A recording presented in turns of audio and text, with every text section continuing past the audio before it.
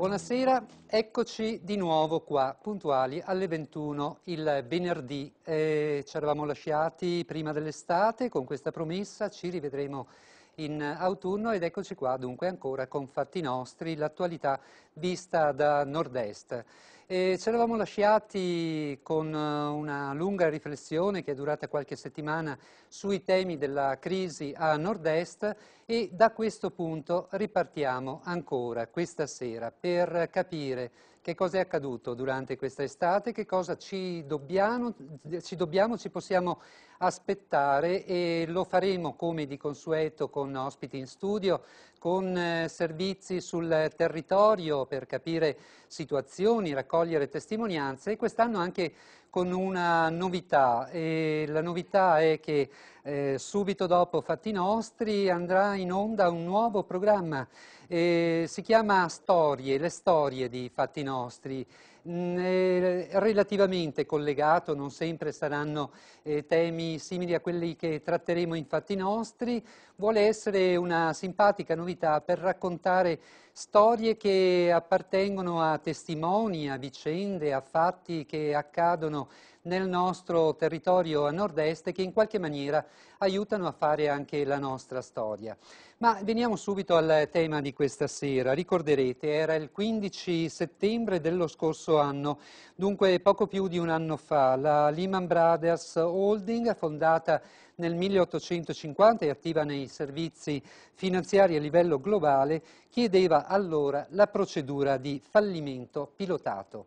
Una enorme, grande finanziaria che ha coinvolto nel suo tracollo, ha coinvolto moltissime altre realtà. Un fatto lontano che è diventato, più che in altri momenti, più che in altre epoche, fatto nostro. Da quel momento vivevamo comunque una situazione di incertezza economica, da quel momento abbiamo capito che cosa può essere, che cosa può rappresentare un fallimento così grande, che cosa si può portare dietro e con quali preoccupazioni. Ci sono stati tanti segnali in questo periodo, alcuni negativi come i precedenti, qualche altro positivo, ci sono impressioni che si stia risalendo la china, ebbene questa sera lo vedremo, ma cominciamo come sempre da una pillola, testimonianze di chi sta vivendo comunque una situazione difficile, le ha raccolte per noi Paola Sartore durante proprio l'altro giorno con dei dipendenti di un'azienda del Padovana che manifestavano davanti alla sede dell'associazione di Confindustria, l'associazione industriali, per una situazione difficile perché non vedono futuro e hanno particolari difficoltà. Sentiamo queste due brevi testimonianze di persone che hanno vissuto la storia di questa azienda e quindi vivono con grande sofferenza le prospettive incerte. Sentiamo. Mi metto già il cuore appunto in pace perché giustamente dovrò rimboccarmi le maniche e quindi... A 40 anni non è facile però, soprattutto in questo periodo e soprattutto con una professionalità così specifica. Soprattutto anche con due bambini e un mutuo da pagare, quindi non è proprio una bella cosa. Vedere che hai costruito te e che svanisce nel nulla fa sempre parte dell'essere umano che svanisce, non dico sia la morte, ma comunque quando una cosa svanisce qualcosa di brutto resta sempre per tutti. Allora la domanda di questa sera è: sarà l'autunno della ripresa? Non so se possiamo dare qualche rassicurazione alle persone che abbiamo sentito, certamente è difficile, situazioni di difficoltà probabilmente ce ne saranno sempre, ce ne sono state anche in momenti di crisi meno nera di quella che abbiamo vissuto in questi mesi, comunque di questo parleremo con i nostri ospiti che vi presento subito questa sera. Abbiamo il presidente di Confindustria Giovani Padova, Jacopo Silva, che è anche vicepresidente di Confindustria, abbiamo Leopoldo Costa, un banchiere per così dire, comunque presidente della Banca Padovana di Credito Cooperativo, abbiamo Giulio Fortuni della segreteria regionale veneta della CISL e poi Bendemiano Sartora, assessore all'economia e allo sviluppo del Veneto, dunque persone qualificatissime per aiutarci a tentare insomma di rispondere o di mettere insieme quei tanti elementi per cercare di rispondere alla domanda che vedete in sovraimpressione. Sarà l'autunno della ripresa, lo facciamo fra pochissimo, subito dopo questa brevissima pausa pubblicitaria. Restate con noi.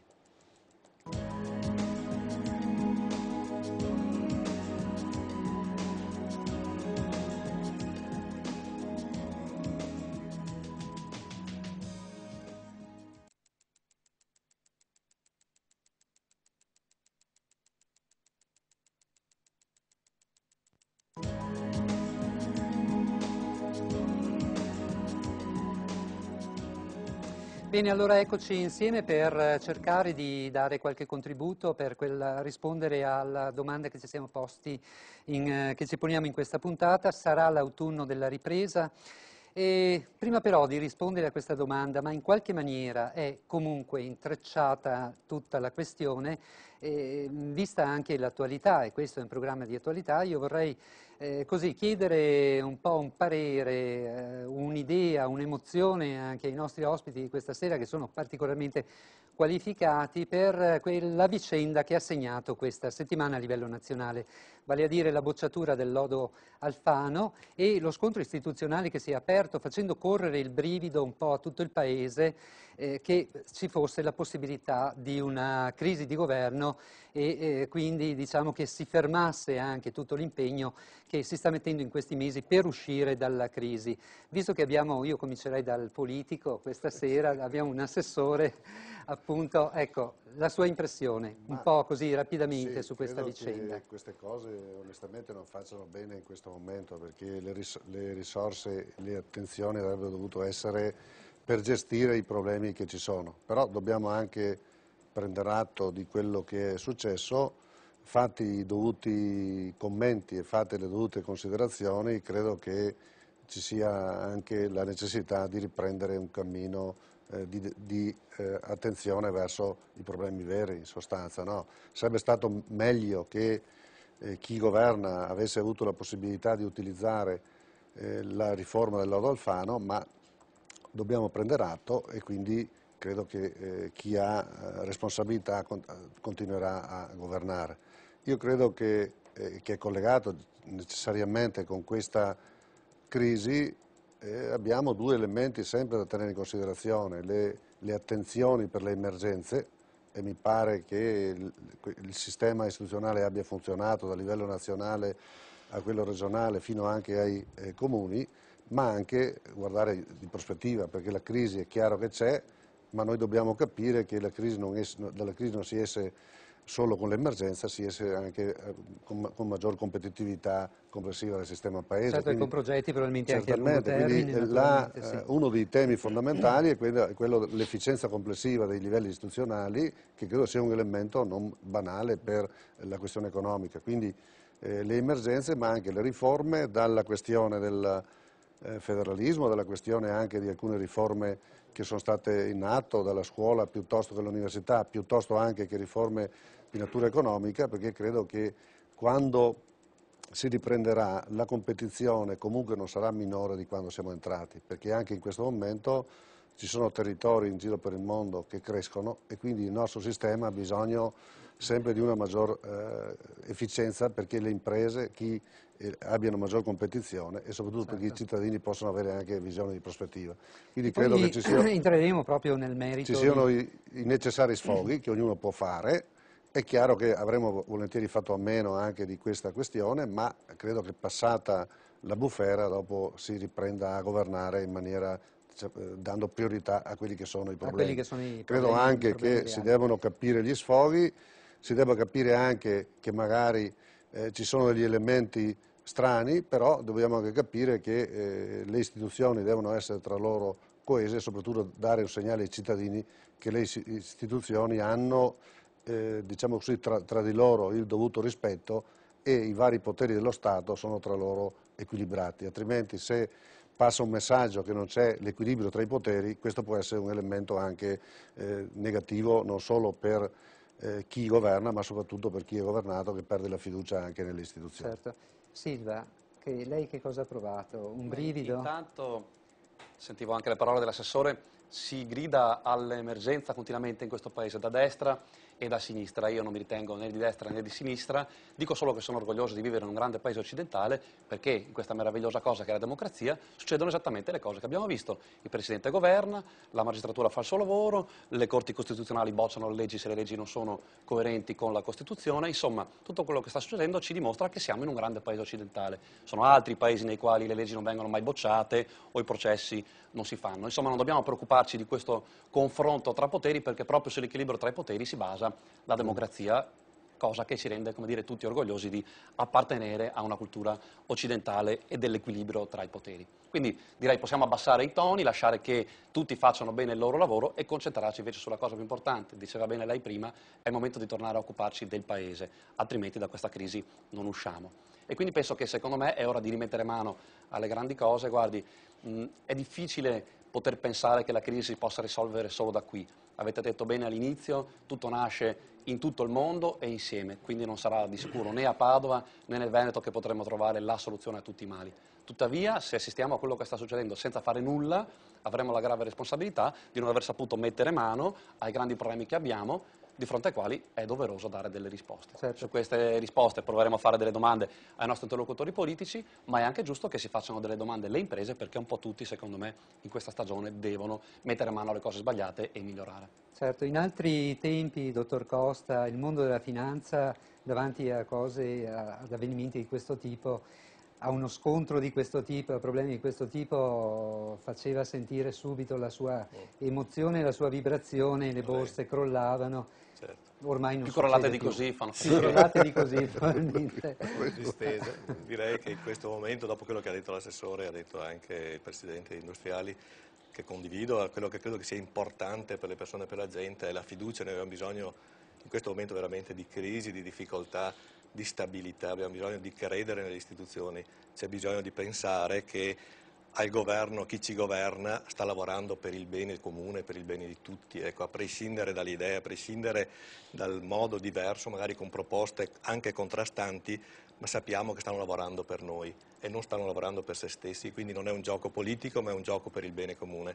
Questo deve essere un messaggio che dovrebbe passare, per cui queste sollecitazioni, queste tensioni che si verificano credo che facciano solo male per il Paese e credo che quello che abbiamo bisogno, quello che chiediamo ai nostri politici, ma non tanto a Vendomiano Sartor, ma a chi sta molto più in alto, che diano senso e un messaggio di responsabilità, che ce la facciano capire che loro stanno lavorando per noi, stanno lavorando per il territorio, a prescindere del Dodo Alfano, che sia giusto o non giusto, insomma, è così come tante altre cose. Sì, indubbiamente, ma e all'interno delle fabbriche cosa si dice? Quindi di questo mondo della politica che appassionava tanto un tempo, e l'impressione è che...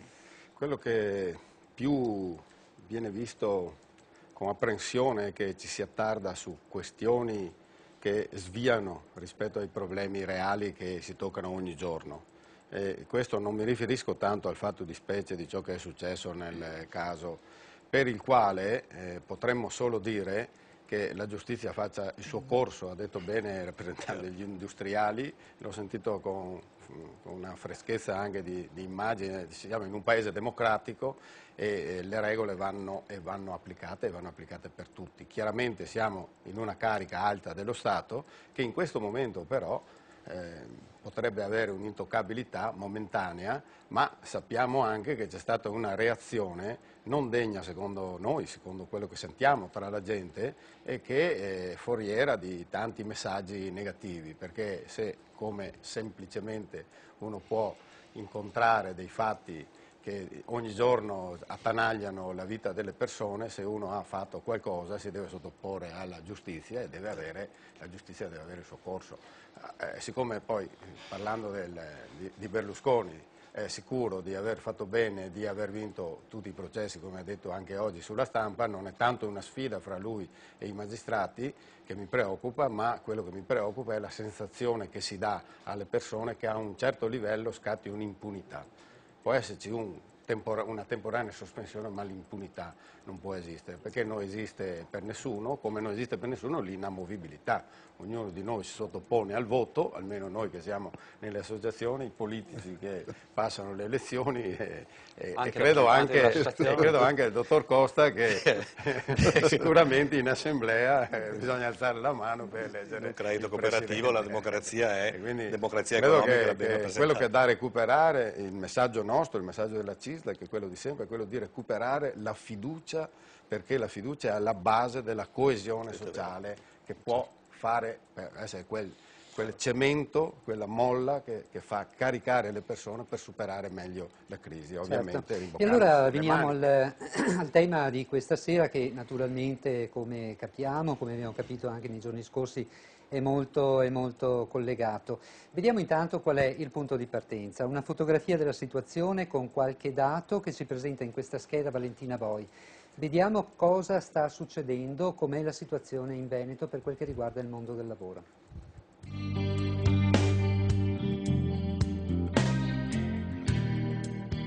Cara la produzione industriale, aumentano la cassa integrazione e la richiesta per sussidi di disoccupazione, mentre diminuisce la possibilità di accesso al lavoro. Questo, in sintesi, lo stato di salute del mondo del lavoro in Veneto. Le ore di cassa integrazione sono state più di 9 milioni, portando il totale da gennaio ad oltre 51 milioni di ore richieste. I sindacati avvertono: la crescita della cassa integrazione negli ultimi mesi è un segnale preoccupante del possibile aumento dei problemi legati all'occupazione. Ad affermarlo è Emilio Viafora, segretario generale della CGIL Veneto. Secondo i dati della CISL, la produzione industriale in Veneto nel primo semestre di quest'anno è calata di 19 punti rispetto allo stesso periodo del 2008. Simile il dato delle esportazioni, diminuite di 20 punti. Registra invece un calo di 5 punti il prodotto interno lordo. In negativo i dati sull'occupazione dipendente. Nel giro di un anno sono 100.000 i lavoratori veneti rimasti senza lavoro, pari ad una percentuale del 7% sul totale. Di questi, i più colpiti sono nel settore metalmeccanico, servizi alle imprese, commercio e sistema moda. I precari della scuola non versano in condizioni migliori. Sono 1.300 i lavoratori precari che non sono stati richiamati all'inizio del nuovo anno scolastico. In difficoltà anche chi cerca lavoro. Le assunzioni nel primo semestre di quest'anno sono calate del 25% rispetto al 2008. Il settore più colpito è il meccanico, con un calo delle assunzioni quasi del 60%. In controtendenza è il settore alimentare, le cui assunzioni sono in crescita, seppur di un impercettibile 1%. Sono 21.000 i lavoratori in mobilità, numeri pari a quelli dello scorso anno. La disoccupazione è in crescita, sono quasi raddoppiate rispetto al 2008 le domande per il sussidio di disoccupazione. Ammontano però a 119 milioni di euro i finanziamenti statali concessi per contenere gli effetti della crisi. Ecco, insomma, la fotografia, ricordiamo, è una fotografia che riprende la situazione alla vigilia dell'autunno, quindi non sappiamo ancora quali possano essere gli indicatori per quel che riguarda la situazione attuale. Credo che su questo possano dirci qualcosa i nostri ospiti, almeno a livello di primi dati, prime sensazioni. Che cosa sta succedendo? Lo chiedo prima di tutto a lei, dottor I primi Silva. dati sono negativi, li abbiamo sentiti anche ben riassunti in questa scheda e c'è poco da dire. Questi dati fanno ben capire quanto difficile sia la situazione e quanto difficile sarà l'autunno. Vede, c'è un punto che dobbiamo ben spiegare. Purtroppo il nostro Paese arriva sempre un po' dopo l'Europa e l'Europa arriva un po' dopo l'America. Come dire, sembra che i fenomeni vengano anticipati lì e poi arrivino qui, a circa un anno e mezzo di distanza. E questo non può che farci pensare che ciò che abbiamo tutti visto succedere al di là dell'oceano circa un anno fa è ciò che sta per arrivare oggi qui. La parte buona di questo ragionamento è però che se i primi segni di ripresa si cominciano a intravedere lì, come una locomotiva lontana da noi siamo in un vagone un po' più indietro, piano piano, se oggi escono loro, tra un anno forse usciremo noi. Però dobbiamo affrontare una stagione difficile. C'è un dato interessante perché è stato a Venezia proprio in questi giorni il presidente della BCE, la Banca Centrale Europea, il quale ha detto che il nostro paese rilancerà l'economia grazie a un sistema finanziario solido e che uscirà dalla crisi meglio di prima. C'è un giudizio dal punto di vista mondiale, perché anche l'Ocse ha dato un giudizio positivo nei confronti dell'economia italiana.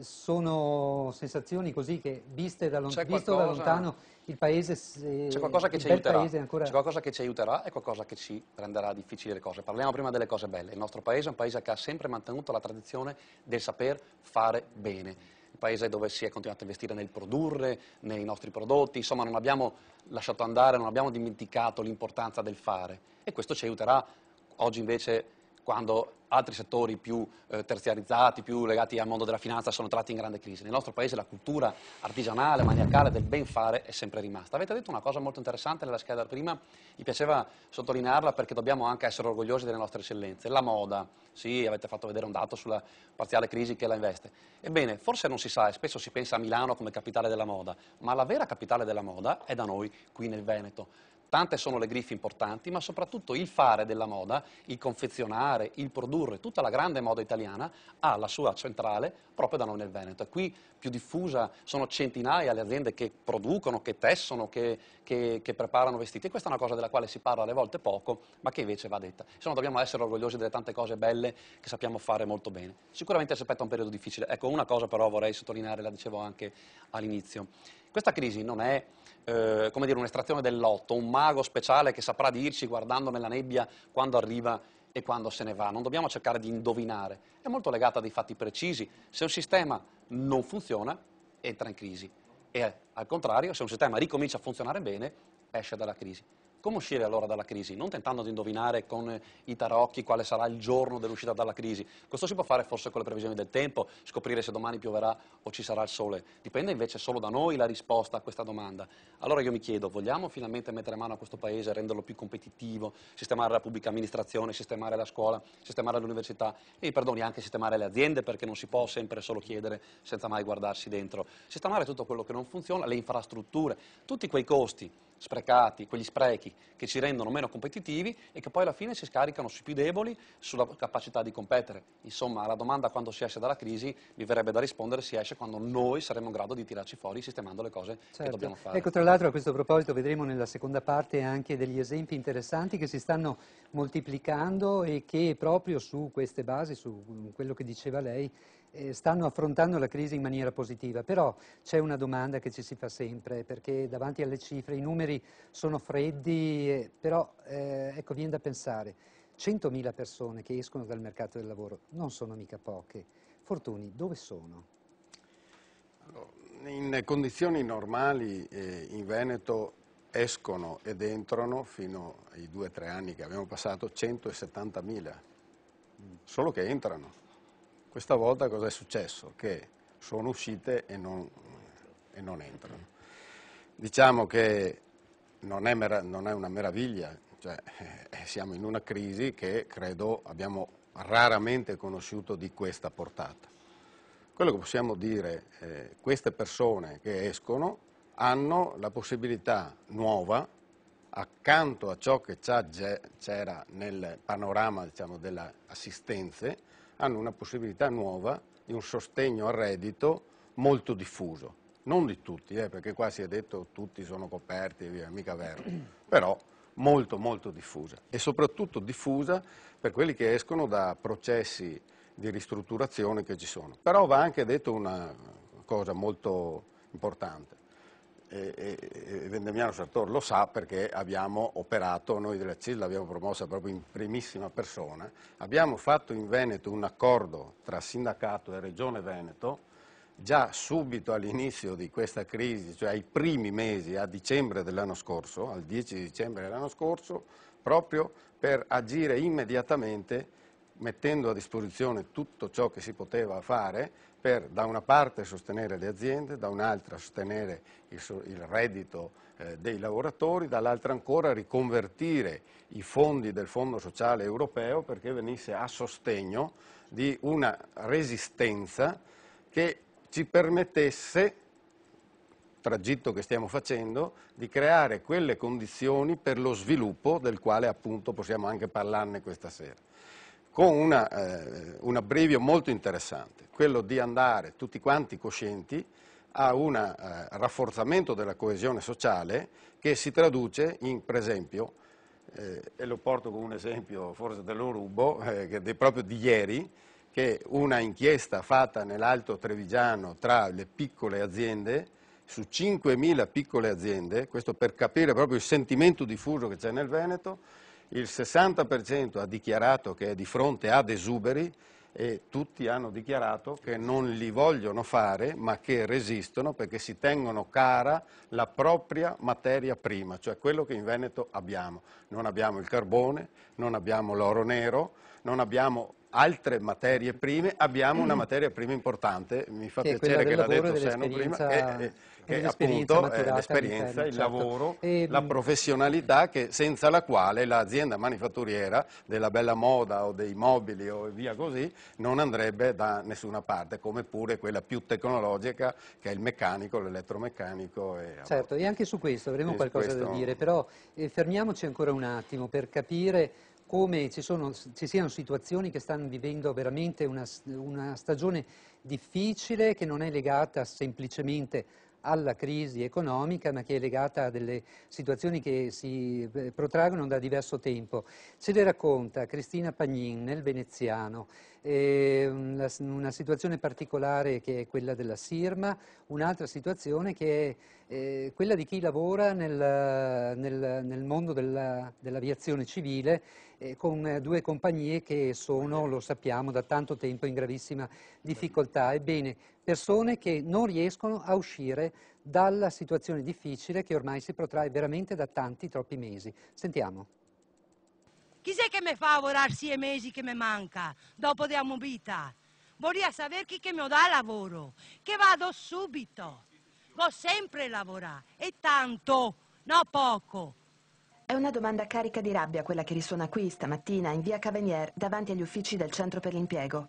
Se qualcuno avesse dimenticato gli ex operai della Sirma lasciati a casa un anno fa da Gavioli, ora può rivederli in faccia. Sui loro volti c'è lo sconforto perché dei 240 licenziati 150 non hanno trovato un impiego. Sono in mobilità, prendono cioè il 70% dello stipendio per 1, 2 o 3 anni a seconda dell'età, ma per 23 di loro il 14 ottobre scadono i 12 mesi. Da quel giorno niente più soldi.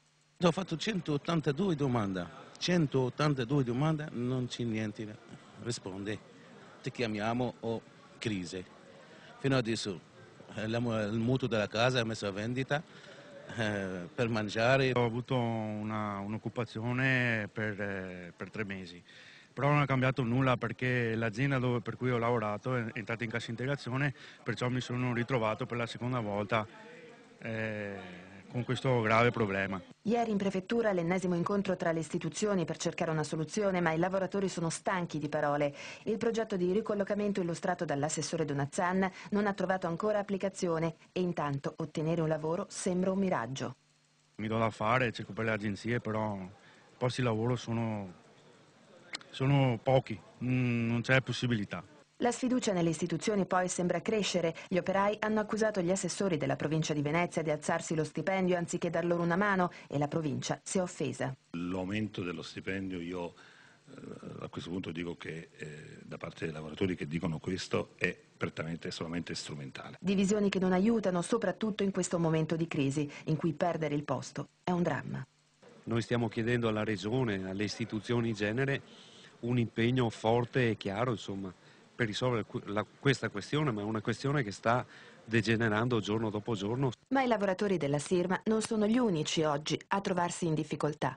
9 del mattino, sala mensa dell'aeroporto Marco Polo di Tessera. L'assemblea di lavoratori del trasporto organizzata dalla CGIL è infuocata. Dopo la crisi dei vettori Mayer e Alpi Igos, infatti, la situazione occupazionale è davvero preoccupante. Se le due compagnie non ripartono, il processo di cassa integrazione finisce dopo 24 mesi, per cui Mayer ha ancora un altro anno e mezzo. Per quanto riguarda il Pigos, a gennaio finisce la cassa integrazione, il primo anno è mobilità, per cui a quel punto sono licenziati.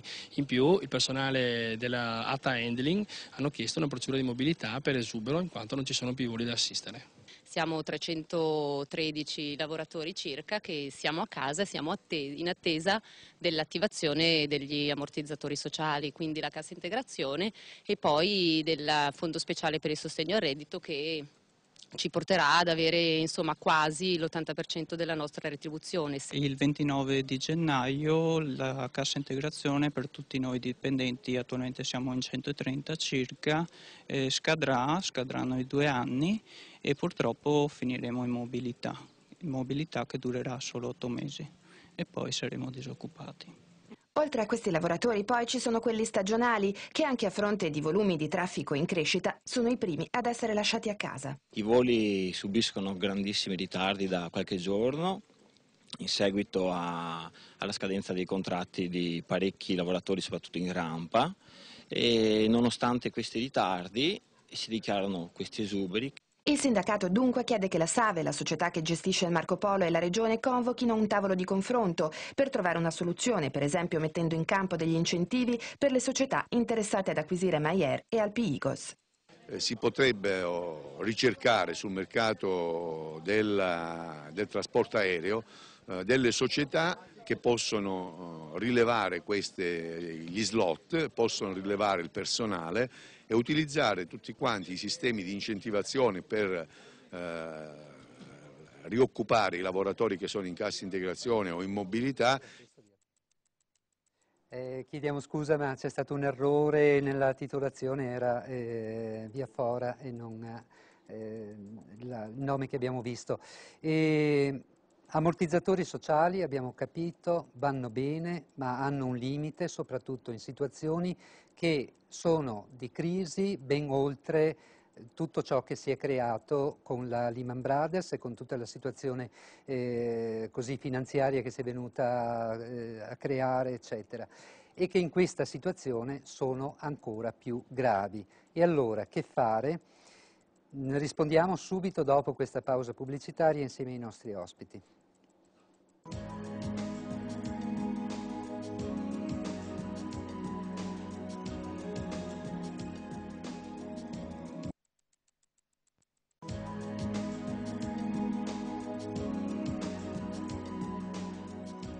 Ecco, poco fa abbiamo visto due situazioni dell'area veneziana, la situazione di un'azienda, la Sirma, che dura da molto tempo, e la situazione dei lavoratori dei trasporti aerei, che anche questa dura da molto tempo. Credo valga la pena distinguere dunque tra situazioni, per così dire, strutturali che appartengono un po' alla storia anche aziendale, imprenditoriale di alcune situazioni particolari, e quella invece congiunturale che è legata alla crisi finanziaria internazionale.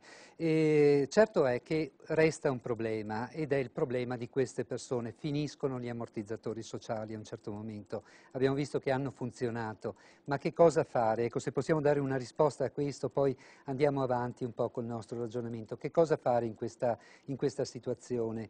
Dal punto di vista soprattutto di chi gestisce la cosa pubblica e quindi l'amministratore pubblico, poi sentiremo anche le banche che percezione hanno e che aiuto possono dare. Sì, abbiamo visto alcuni casi, perché il tema degli ammortizzatori sociali non è solo un tema derivante dalla crisi congiunturale, ma deriva anche da un problema strutturale, cioè di aziende che vanno in crisi o si ristrutturano anche in condizioni normali. Abbiamo visto però alcuni casi particolari. La questione della Sirma era una questione che non c'entra niente con la questione imprenditoriale, c'entra con scelta dell'imprenditore che ha preferito magari chiudere piuttosto che continuare a lavorare, ma era precedente la crisi.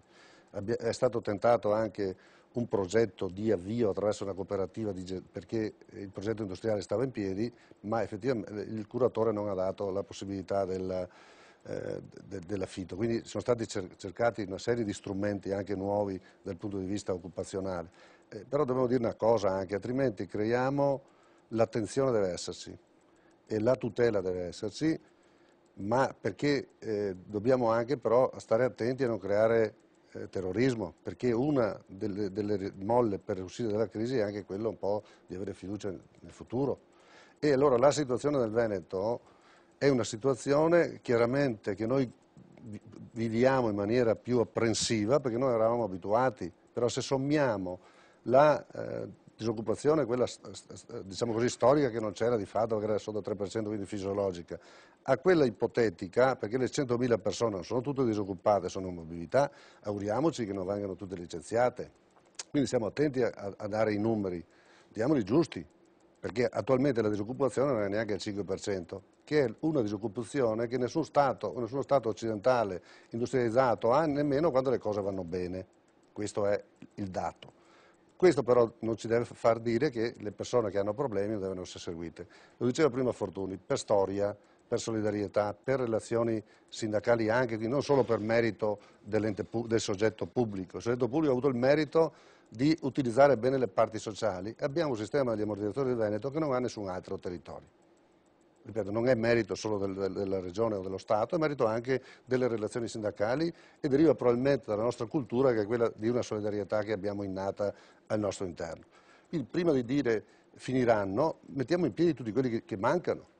Le risorse ci sono, utilizziamo anche strumenti nuovi, per esempio non solo diciamo, ammortizzatori o tutele passive, ma anche tutele attive. È stata modificata il Fondo Sociale Europeo come programmazione, quindi viene utilizzata la formazione o le risorse derivanti dalla formazione come sussidio alla disoccupazione e quindi diamo anche non solo un intervento perché la gente stia a casa, perché da noi la gente va in depressione se non va a lavorare, la gente da noi è abituata a prendere i soldi perché lavora, non perché sta senza e quindi dobbiamo anche cercare di utilizzare il tempo che loro hanno disgraziatamente di disoccupazione per migliorare anche la loro figura professionale e riconvertirla. Ricordo, tanto per inciso, che il problema adesso non è tanto correttamente il picco della disoccupazione. Abbiamo avuto, e se lo ricorda bene Fortuny, negli anni a cavallo del 2000, picchi di disoccupazione più alti di adesso, quando avevamo le delocalizzazioni, la concorrenza dei paesi emergenti e quant'altro. Il problema era che il tempo è stato breve. Adesso quello che è la preoccupazione è quello che la ripresa non sarà veloce come la crisi, quindi sarà più lenta e anche se riprenderà come sta riprendendo l'economia, il ritorno all'occupazione completa come avevamo un anno fa probabilmente ha bisogno di un tempo più lungo. Però cerchiamo anche di dire che le tutele le mettiamo in campo tutte utilizzando anche strumenti nuovi. È chiaro che diciamo così, finita una serie di sussidi ne riprenderanno altri e quindi cercheremo di accompagnare nel miglior modo possibile queste, tra virgolette, queste persone. È chiaro certo, che uno... ecco, il tema della formazione è particolarmente sensibile anche Confindustria. Sappiamo le iniziative che vengono fatte anche attraverso il Forema, eccetera.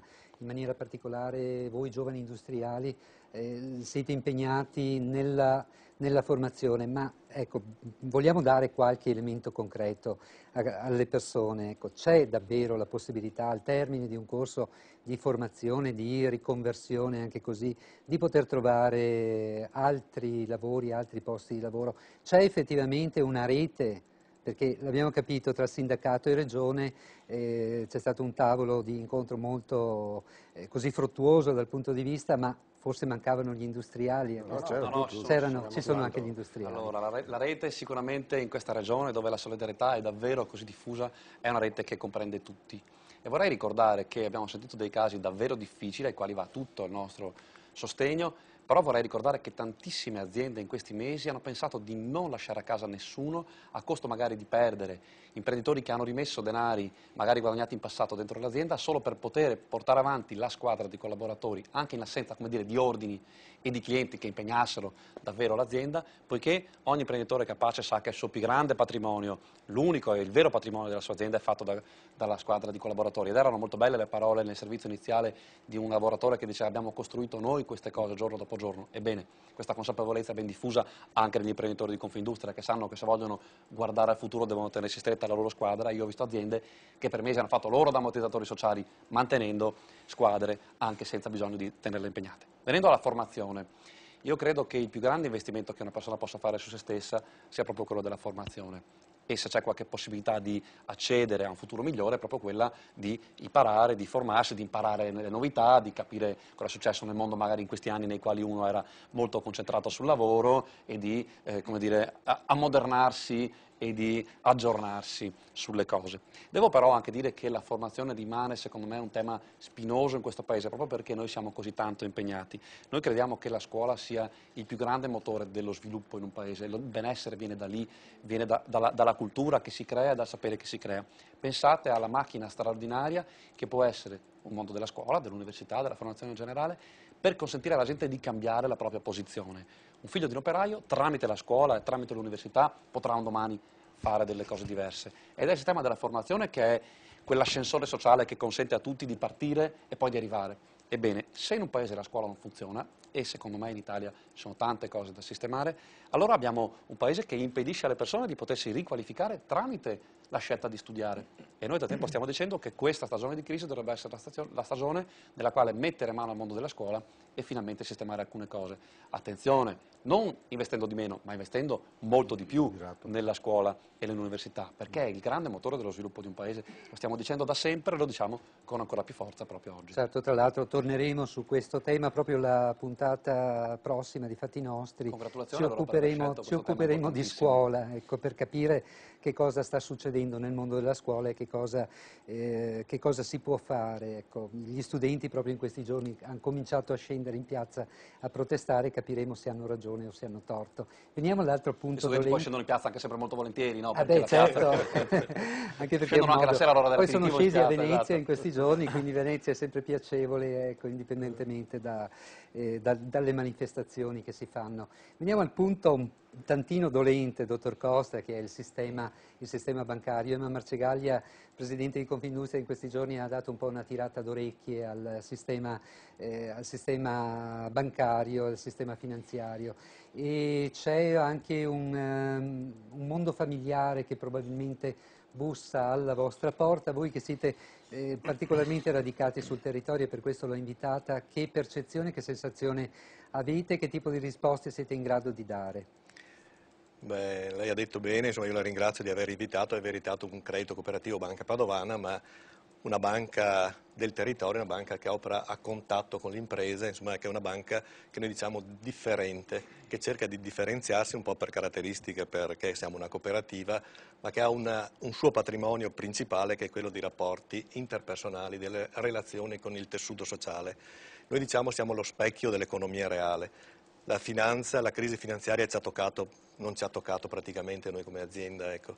Però noi abbiamo subito tutte le conseguenze e stiamo vivendo la crisi che vivono anche le aziende. Noi siamo cresciuti con le aziende, con il territorio, con le imprese, con le attività produttive e stiamo soffrendo insieme con loro. In questo momento di difficoltà siamo insieme, abbiamo deciso di essere insieme, quindi assolutamente di non tirarci indietro, anche se sarebbe più prudente in momenti di crisi come azienda dire aspettiamo che la crisi passi. E vogliamo essere così, per insolvenze, o soffrendo perché noi stiamo soffrendo soprattutto si è chiuso il mercato dell'investimento? Anche. Diciamo che le nostre imprese di fatto, ecco, le abbiamo in parte anche sentito, hanno ridotto drasticamente dal 30 al 50% i loro fatturati, i loro commesse, e queste hanno messo in crisi l'azienda stessa. Mi è piaciuto quello che ha detto il Presidente qua dei giovani, che abbiamo imprenditori, la nostra gente ha sofferto, piange prima di lasciare a casa i propri collaboratori, che sono la propria risorsa, il proprio futuro. E abbiamo tante aziende che stanno soffrendo veramente, perché la preoccupazione è che non vedono la fine di questa crisi, è una crisi che non si conosce, non si capisce quanto durerà, non siamo abituati ad avere un tempo così lungo. Però obiettivamente abbiamo dei segnali dal nostro angolo visuale che riguarda un po' il territorio dell'Alta Padovana, del nord del comune di Padova, dove è ricchissimo di imprese, di piccole, medie e piccolissime imprese, che credo che sia un buon campione anche del nord-est. Insomma, abbiamo di questo ricco nord-est che però ha anche tanti poveri. Mi è piaciuto tantissimo, hanno parlato di solidarietà, credo che questo sia un aspetto vero, sacrosanto, e le imprese, i nostri imprenditori, prima di molare, hanno il sostegno non solo delle istituzioni ma anche dei familiari, delle persone, del tessuto sociale che fa crescere, tenta di tenere in vita queste aziende che sono il benessere di questa socialità. Volevo dire una cosa che è importante. Noi cominciamo abbiamo una stabilizzazione della crisi. Si sono ridotte del 50, del 30% le imprese, il fatturato delle imprese si stanno equilibrando, si stanno organizzando su un target più basso, ma non vogliono morire. Alcune sono entrate in crisi, altre noi diciamo verso la fine della crisi, perché c'è questa stabilizzazione e vogliono continuare a sopravvivere. Dobbiamo dire anche, il mercato fa selezione, che abbiamo imprese che hanno ridotto del 5-10% il loro fatturato, quindi l'hanno supportato bene, erano ben organizzate, patrimonializzate, erano pronte, avevano fatto ricerca, si erano ristrutturate. abbiamo imprese che in questo periodo, in questa situazione è cresciuta, hanno continuato a crescere, hanno dimostrando qualità, capacità e saper affrontare veramente il mercato in maniera vera e competitiva. Credo che questo sia un segno estremamente positivo per questo territorio e per noi, insomma, ecco, che siamo insieme con loro. Dal nostro punto di vista credo che già prima che iniziasse la crisi da un anno a questa parte, dico noi, ma un po' il credito cooperativo in generale, ha deciso di essere insieme alle imprese e quindi ha messo subito in piedi delle convenzioni con le istituzioni. A partire dai comuni a livello locale abbiamo fatto convenzioni che vanno incontro ai problemi reali del territorio, quelle delle famiglie, quelle delle imprese, cioè non abbiamo chiuso assolutamente il credito. Ecco. I settori per noi più in crisi in assoluto sono il settore immobiliare, con un indotto impressionante, e il settore metalmeccanico. Questi sono i due settori importanti di questo territorio che hanno... Ma dottor Silva, allora Emma Marcegaglia si è sbagliata a tirare le Secondo me orecchie? sulle banche c'è un grande problema. Però Sì, mi devi dire una cosa... dica. Le banche sono delle aziende e quindi è giusto che si comportino come tali, nessuno vuole sindacare il fatto che devono organizzarsi come meglio credono e fare il loro lavoro. Però vorrei far solo notare che dopo una brevissima stagione di qualche mese di sofferenza economica hanno perso soldi, bilanci negativi, hanno subito ricominciato, già a metà dell'anno scorso e poi di nuovo oggi, in questi ultimi mesi, a macinare utili stratosferici. Allora mi chiedo, cosa c'è che non funziona se il sistema bancario, pur rispettando il fatto di essere un'azienda autonoma libera di meglio organizzarsi come crede, pure in questa stagione di grande crisi inanella sequenze di utili da miliardi di euro. Forse dobbiamo ripensare al sistema affinché il sistema bancario sia più a supporto delle aziende e dello sviluppo, soprattutto in questa stagione nella quale abbiamo grandissimo bisogno, perché loro sono in grado di mantenere il benessere di tutti, consentendo alle aziende più in difficoltà di funzionare. E ha ragione la Marcegaglia quando dice, perché nessuno si senta coinvolto personalmente, anzi in particolare gli amici della banca del credito cooperativo, però in generale, e sono anche tante altre quelle che possiamo osservare, hanno avuto un comportamento ottimo e di grande attenzione, ma non tutte. Sì. E allora è giusto che la Marcegaglia si lamenti, perché insomma proprio oggi il sistema bancario, che tuttora, nonostante la crisi, riesce a fare utili infiniti, forse dovrebbe venire più incontro a tutto il resto della società. Bravissimo il Presidente Jacopo Silva nel dire, cioè, non facciamo di tutte le erbe un fascio, abbiamo delle realtà come il credito cooperativo che ormai ultimamente viene riconosciuto da tutti si sono accorti che c'è il credito cooperativo. Senta, la crisi li ha messi in evidenza. Certo.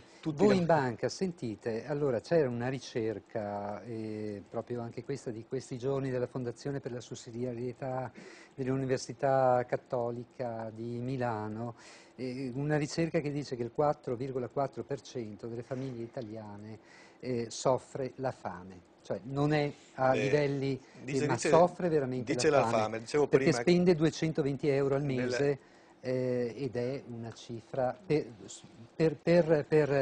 mangiare, ed è una cifra... Cioè noi per rendersi conto di questo ce lo siamo resi conto perché siamo sollecitati, abbiamo ottimi rapporti con le parrocchie che conoscono il territorio in maniera molto capillare. Anche i comuni lo fanno, ma i parrocchi in modo particolare. Vi possiamo dire che abbiamo messo in piedi dei rapporti con le parrocchie, con i vicariati e con le Caritas parrocchiali per fare microcredito. Ci dicono loro che abbiamo messo a disposizione un fondo, credo come noi tante altre credito cooperativo del nostro territorio, per andare incontro a situazioni veramente di grave difficoltà. Chi ha perso il lavoro, chi non ha possibilità veramente, non hanno possibilità di mangiare, e non parliamo soltanto di extracomunitari che possono essere in situazione particolare, ma gente nostra. Noi cominciamo, per tradizione facciamo microcredito in Africa, nei paesi poveri, attraverso i missionari. Da un anno a sta parte noi abbiamo messo in piedi situazioni di microcredito a livello locale. Quindi ecco, diciamo, ci sono situazioni, non dimentichiamo, perché nonostante i segni così, ecco, ma c'è grande solidarietà, questa è la cosa che ci dà onore e credo che ci rende orgogliosi, ma ci rende orgogliosi anche gli imprenditori che abbiamo, su cui noi contiamo, abbiamo fiducia e vogliamo rischiare insieme, questa è la cosa bella, insomma. Certo, riapriamo, poi so che volete intervenire, ma... Ho bisogno di dire qualcosa. Certo, ve ne do subito la possibilità. Il tema. Sì. Ma riapriamo una finestra sul territorio con una situazione un tantino più diffusa che abbiamo cercato di vedere, perché abbiamo visto dei casi di situazioni di crisi, come abbiamo detto, appunto strutturali, non legati a questa situazione particolare. Francesca Iuculano è andata per noi nel Trevigiano per capire come vanno le cose in una provincia notoriamente ricca, come si suol dire, che l'assessore Sartor conosce bene. Sentiamo che cosa ci racconta.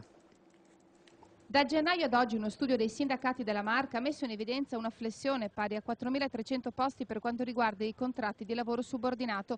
A queste persone coperte da una rete minima di welfare rappresentata dal trattamento di disoccupazione e da quello di mobilità si devono aggiungere i contratti di somministrazione non rinnovati, le collaborazioni portate a conclusione, le difficoltà delle partite IVA monomandatarie e le condizioni dei piccoli imprenditori a rischio di cessazione dell'attività. Si tratta, secondo le valutazioni espresse nella ricerca, di un campanello di allarme sulla tenuta della coesione sociale di proporzioni ben più serie rispetto a precedenti crisi occupazionali, ad esempio quella legata alle delocalizzazioni, dal momento che in questa fase la perdita del posto di lavoro non riguarda solo un'ampia platea di dipendenti, ma anche una fetta considerevole di autonomi privi di ammortizzatori sociali e in molti casi con un rilevante carico di debiti. Le previsioni per l'ultimo trimestre parlano di un peggioramento. Saranno presto disoccupati infatti anche i lavoratori attualmente interessati da procedure di cassa integrazione ordinaria in deroga destinate ad esaurirsi nelle prossime settimane, aggiungendo ulteriori 5.000 persone alla conta dei senza lavoro, a cui si devono sommare gli oltre 10.000 che attualmente sono interessati dalle altre diverse tipologie di cassa integrazione. Dell'anno scorso abbiamo un più 400% rispetto alle casse integrazioni.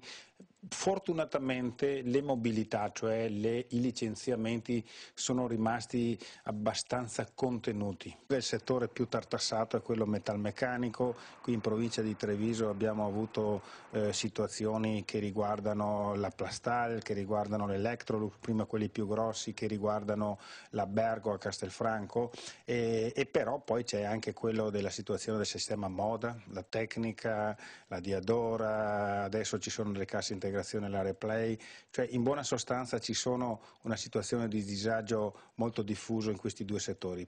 Anche il settore del commercio non se la passa bene, calo delle vendite per 6 commercianti su 10, fatturato a picco quando va bene stabile ma di certo non in crescita.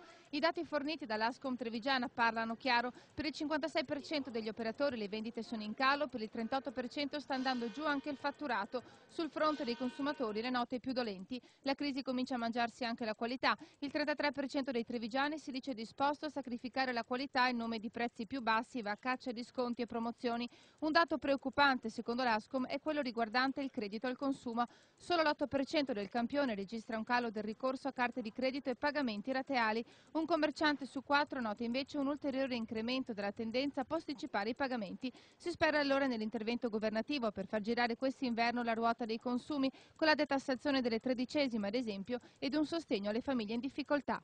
Per affrontare questa situazione, per esempio, una delle ultime recentissime iniziative che sono state fatte da Confcommercio, ma non solo Treviso, questa parte proprio dalla Confcommercio nazionale a Roma, è una spinta fortissima per cercare di ottenere dal governo misure che possono aiutare i lavoratori. In primis si è cercato di proprio sollecitare il governo per quanto riguarda la detassazione delle tredicesime. Ecco, una cosa interessante, un fenomeno interessante che è avvenuto, credo sia anche questo, un po' un senso di responsabilità che si è creato anche a livello di organizzazioni. Per esempio i commercianti, lo vediamo, lo abbiamo visto, tutto sommato hanno saputo contenere i prezzi in maniera tale che non arrivassimo a situazioni davvero preoccupanti, e d'altra parte insomma era anche una soluzione forse a una situazione di mercato che si sarebbe totalmente fermata. Cosa ne pensa lei, che è trevigiano, assessore, di questo quadro, cioè un quadro corretto? Il quadro è corretto, tenete conto, tanto per fare un paragone, perché i numeri vanno detti in assoluto ma anche in percentuale, la provincia di Treviso ha quasi 400.000 posti di lavoro, questo è il dato, e quindi è chiaro che se sono 10.000 sarebbe meglio non avere neanche uno, ma sono 10.000 su 400.000, quindi, perché altrimenti facciamo solo... Ecco, perché uno dei temi importanti adesso è questo, che il potere d'acquisto dei salari o delle famiglie è molto migliore oggi rispetto a prima della crisi, perché ci sono alcuni costi, diciamo così, che sono inferiori. Pensiamo solo al pieno della macchina, tanto per dirne uno, no? O la rata del mutuo. Allora, se è così, e questo dato è verificato anche dal fatto, me lo può dire anche il Presidente della banca, che comunque aumentano i risparmi, vuol dire che c'è un problema di crisi, ma c'è anche un problema di paura, non di prospettiva. Allora, se noi vogliamo che ci sia anche un po' di ripresa, dobbiamo dire a chi ha un'autorevole possibilità di certezza che faccia una vita normale, perché il risparmio è una bella cosa, ma quando è equilibrato, non va bene come gli americani, che adesso lo faranno anche loro più come noi, che spendevano con le carte di credito il mese successivo, ma non va bene neanche che la gente si ritiri perché altrimenti l'economia non riparte.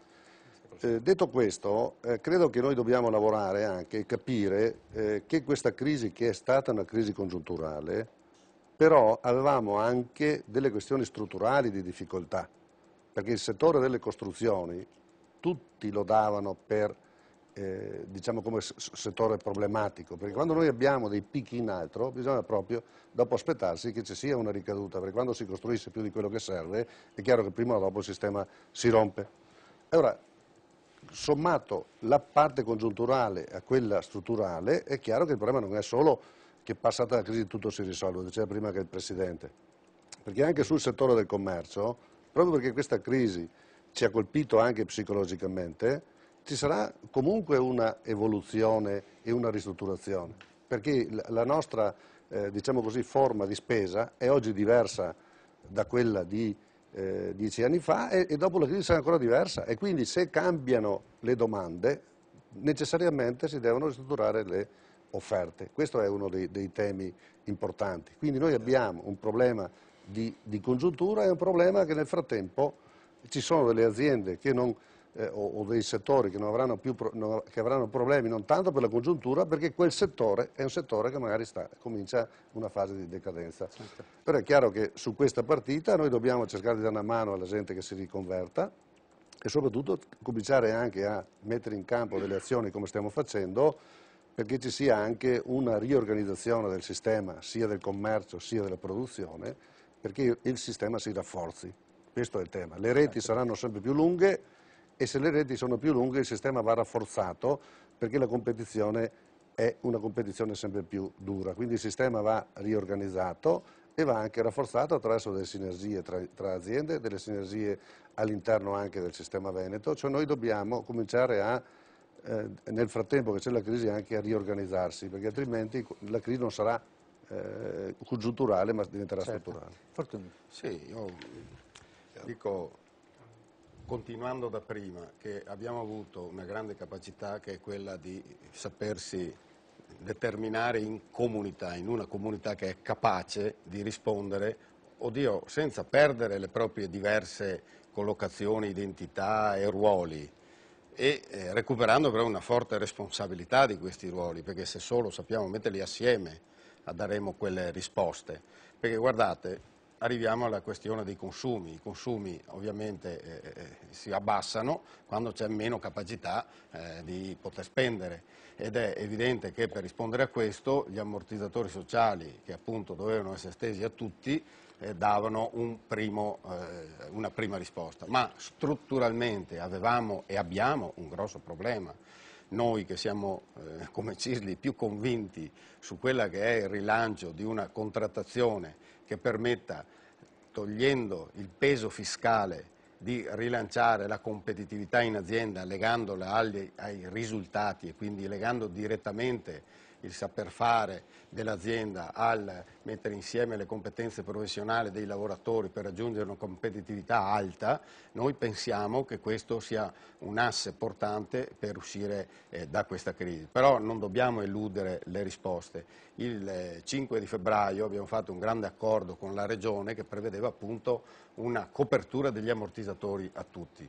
E veniamo alle risposte allo sketch di prima. Se questi non vengono pure da crisi di diversa natura, ma è un problema di copertura. Guardate che non sono i più sfortunati, cioè Maier e Sirma.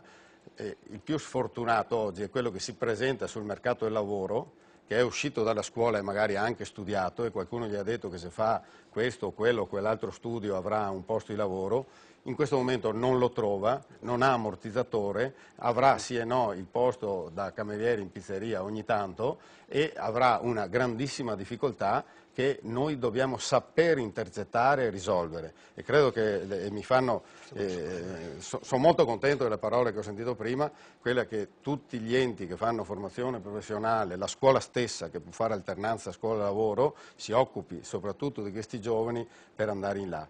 Noi dobbiamo rispettare il patto fatto in febbraio, dobbiamo rispettarlo perché a questi lavoratori che escono dalla mobilità dobbiamo comunque dare un'ancora e un sostegno, perché questo sostegno è quello che permette appunto di tenere un livello di consumi accettabile che non faccia crollare anche quel mercato interno che comunque oggi è abbastanza importante e su questo sappiamo benissimo pesa anche tutta una serie di questioni, lo sa bene Vendemiano Sartor perché è caduta una proposta di legge in questi giorni qua perché non c'era il numero in Consiglio regionale, che è quella degli anziani, e quindi sono andato dai giovani prima, non bisogna dimenticarci degli anziani, che sono quelli che hanno contribuito molto a costruire questo Veneto. La non autosufficienza è uno dei baluardi di civiltà che il Veneto saprà fare, io sono sicuro che saprà farlo.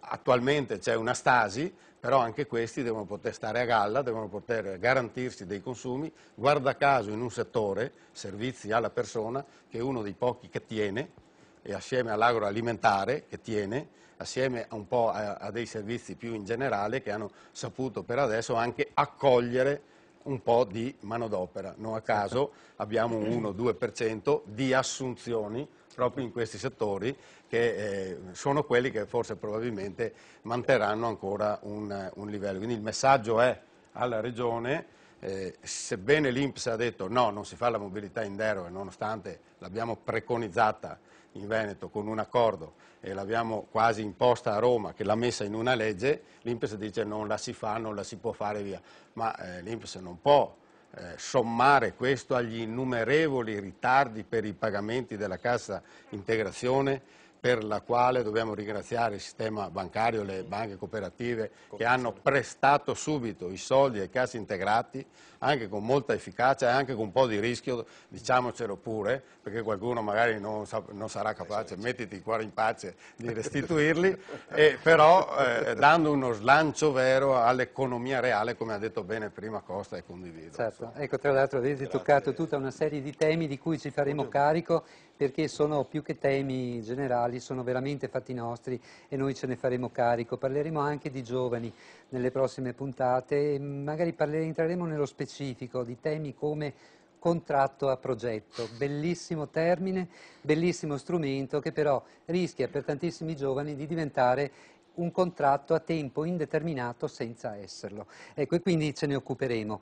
E c'è stata, e qualche cenno lo abbiamo già fatto, c'è stata un'affermazione del Presidente della BCE a Venezia molto interessante che vorrei riprendere. Nonostante tutte le difficoltà, ha detto Trichet, la crisi è un'opportunità per questo continente come per l'Italia e, diceva, l'Italia la sa anche affrontare. Un'opportunità che Giulia Salmaso ha raccolto da una realtà aziendale nel Vicentino, a Isola Vicentina in maniera particolare. Vediamo di che cosa si tratta. È una realtà che ha aiutato a invertire un processo che era il processo di delocalizzazione che si registrava prima della crisi, per esempio. Vediamo. Dalla Cina all'Italia, pur in un periodo di crisi, per salvare la fabbrica. È una delocalizzazione al contrario, quella che vi raccontiamo quest'oggi. Succede tra Isola Vicentina e Malo, quindi nel Vicentino, ad un gruppo di imprenditori che ha deciso di fare squadra ed aprire un nuovo polo industriale. Conosciamo assieme questo esperimento industriale.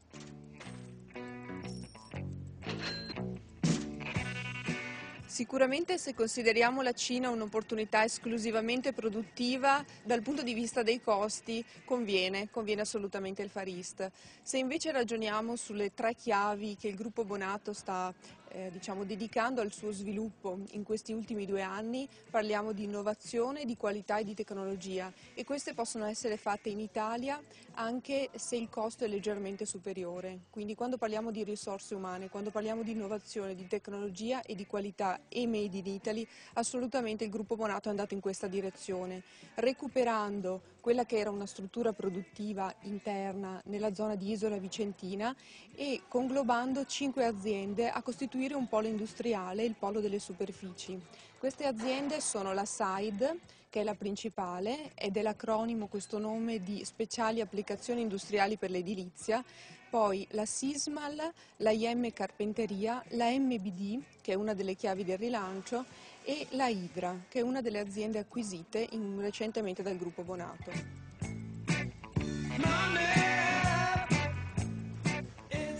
Nel 2008 queste aziende hanno fatturato oltre 20 milioni di euro, il gruppo Bonato nel suo complesso oltre 100 milioni di euro perché è un gruppo diversificato.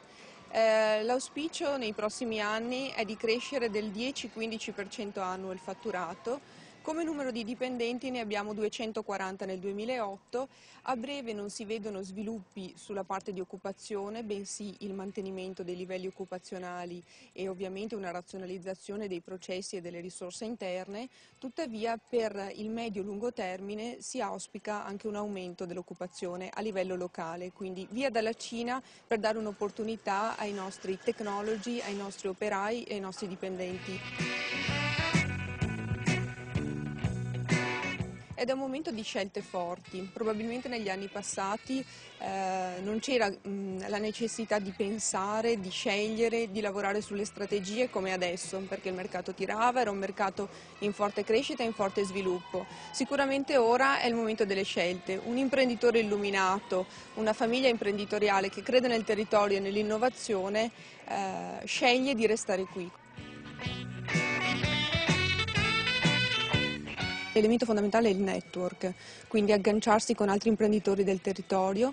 Non dimentichiamo che sono 5 aziende, 3 delle quali già di proprietà della famiglia Bonato, 2 delle quali in fase di integrazione, la IM Carpenteria e la Hydra, e quindi anche degli imprenditori che ci hanno creduto insieme al gruppo Bonato, quindi lavorare sul network imprenditoriale, lavorare sul network a livello di istituzioni, contenere i costi, razionalizzare i processi e innovare e puntare sulla tecnologia. Ecco, e questo è uno dei tanti esempi che potremmo raccontare di come comunque qualcuno è riuscito anche a capire qualcosa, forse, a imparare qualcosa da questa crisi per cambiare, per innovarsi. Siamo davvero in conclusione, quindi molto rapidamente lo chiedo a voi, ricalcando un po' le parole del Presidente della BCE. C'è qualcosa che ci ha insegnato questa crisi finora, sperando che davvero le prospettive siano migliori? Molto rapidamente. Guardi, facciamo un giro. In estrema sintesi, questa frase che la crisi porta opportunità piace molto al governatore Trichet, ma molto anche ai commentatori.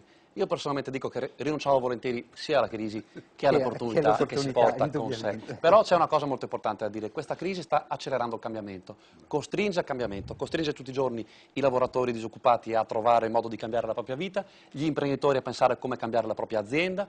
Dobbiamo tutti allora a questo punto fare questo stesso sforzo a livello di sistema per capire dove intervenire per cambiare le cose che non vanno. Se lasceremo passare questa crisi senza fare i grandi cambiamenti che sono necessari, avremo perso la più grande occasione per migliorare il nostro Paese. E questo deve essere un dovere che deve essere tutti i giorni davanti a tutti noi. Presidente Costa. Condivido perfettamente quello che diceva il Presidente, cioè la crisi è un momento di verifica, un momento di innovazione, un momento di cambiamento. Ecco.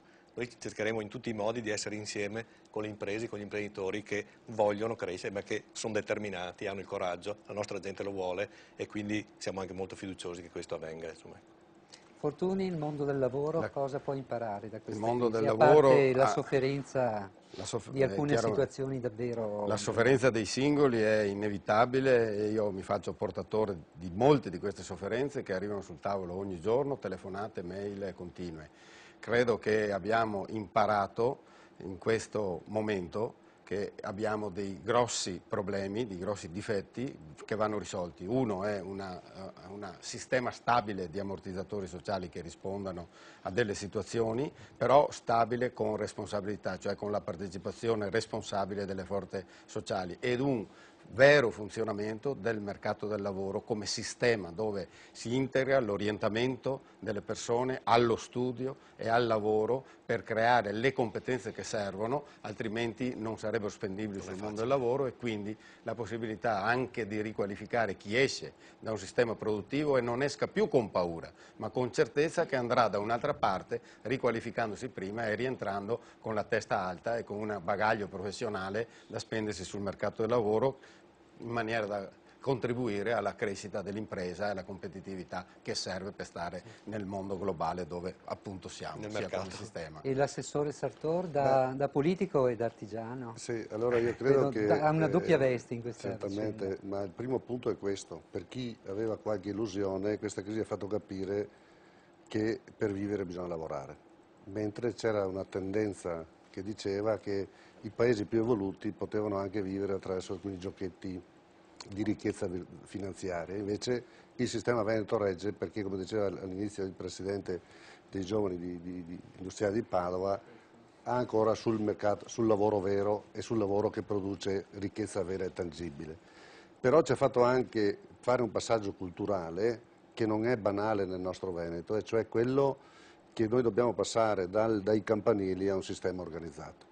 Cioè noi dobbiamo capire che la competizione è tra il nostro territorio e gli altri territori, non è più una competizione tra di noi, e quindi i campanili sono una realtà che c'è, il policentrismo veneto è una realtà che c'è e non possiamo mettere in discussione, ma cerchiamo di far sì che tutto ciò che è relazionato a livello territoriale trovi relazione a livello almeno regionale, e dal Veneto strategie con i territori vicini, altrimenti verremmo penalizzati nella nostra competizione. Questo vale anche per il sistema delle imprese.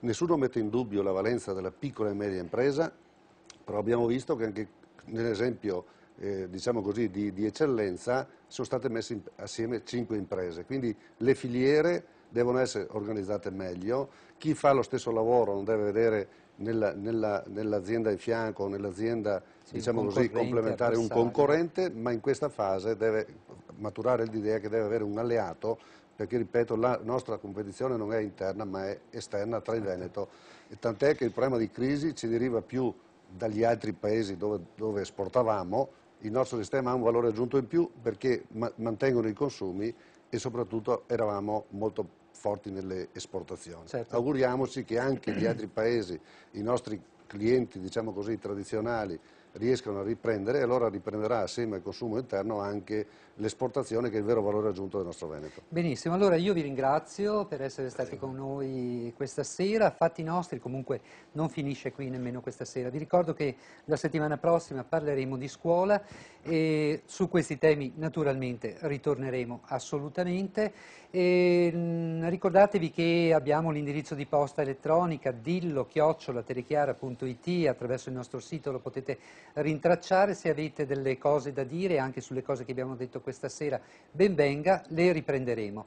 E ora la novità in conclusione a cui vi lascio, la novità di questa nuova stagione televisiva, vale a dire le storie di Fatti Nostri. Cominceremo con una storia davvero interessante che in qualche maniera si intreccia anche con quello che abbiamo detto questa sera, soprattutto per quello che riguarda il futuro. È la storia di un ricercatore, Paolo De Coppi, trevigiano, nativo di Conegliano, ricercatore universitario a Padova e chirurgo pediatrico a Londra, pensate, salito agli onori della cronaca per aver scoperto la possibilità di prelevare cellule staminali dal liquido amniotico anziché dall'embrione. La storia di questa sera racconterà come lui è arrivato a questo risultato, e anche qui capiremo quanto importante sia lavorare insieme, la sinergia e anche un pizzico di creatività. La storia di questa sera sarà di Michaela Faggiani e la potrete seguire subito dopo la pausa pubblicitaria. Da parte mia intanto buona serata e buona continuazione di settimana.